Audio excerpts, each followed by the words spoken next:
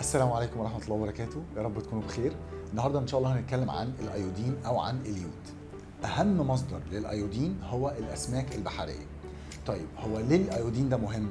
لأنه بيدخل في تكوين أهم هرمونات بتتحكم في إيه؟ في الميتابوليزم أو في عملية التمثيل الغذائي. كنا قلنا عليهم قبل كده اللي هم التي 3 والتي 4 اللي هي هرمونات الغدة الدرقية. كويس؟ عشان كده بيعتبر الأيودين ده مهم جدا. بس في حاجه جميله قوي في الايودين، ان انت ما تخافش ان انت يحصل عندك عجز من الايودين او يحصل عندك عجز في الايودين لو انت مش بتاكل اسماك بحريه او انت مش بتحب الاسماك. ليه بقى؟ لان اصلا عندنا الملح بتاع الطعام بتاعنا ده بيكون مضاف له ايودين، بيتضاف له ايودين عشان ما يحصلش عندنا عجز في الايودين.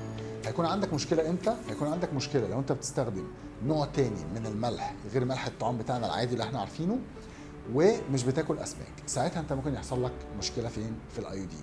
لكن انت مش محتاج تاخده كسبلمنت لو انت مش بتاكل اسماك كتير او حتى مش بتحب الاسماك، لان هو موجود في الملح.